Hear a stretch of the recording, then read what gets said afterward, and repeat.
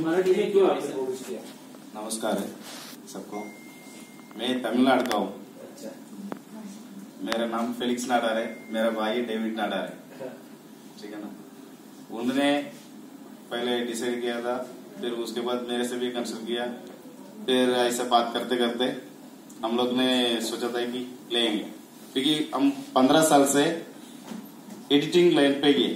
अच्छा, हाँ, त्यांचा स्वतःचा स्टुडिओ है। स्टूडियो है, उसमें पूरा का पूरा मराठी सीरियल ही चलता है।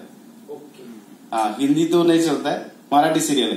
तो हम लोग का एक इंटरेस्ट है कि मतलब मराठी में कुछ करेंगे, तो वो रोज देखते हैं हमारे पास, काम आता है जाता है, फिल्म आता है, शॉर्ट फिल्म आता है, सब चीज आता है। तो ठीक है, हम एक दिन ऊपर आएंगे, तभी सोचा था कि चलो ठीक है एक फिल्म बनाएंगे, तो सबको मालूम पड़ेगा कि हम भी है इधर ये महाराष्ट्र में। नाही, त्यांनी ऍक्च्युअली जेव्हा ही फिल्म ऐकली ना, त्याच्या आधी त्यांच्याकडे खूप सारे मराठी दिग्दर्शक रायटर येऊन गेले.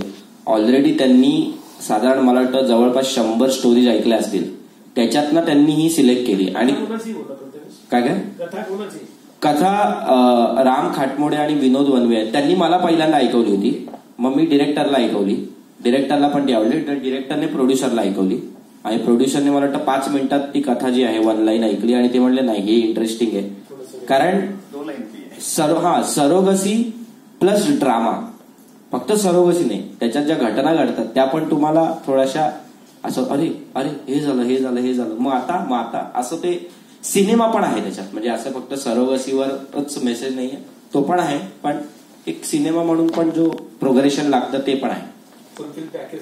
हा, फुलफिल म्हणजे काय मजा येईल तुम्हाला सगळ्यांना. यंगस्टर्सनी पण बघा, लग्न झाले नसेल तरी कधी ना कधीतरी होईल. नाशिक मीडिया तुला चित्रपटाला टीमला थँक्यू सो मच. थँक्यू.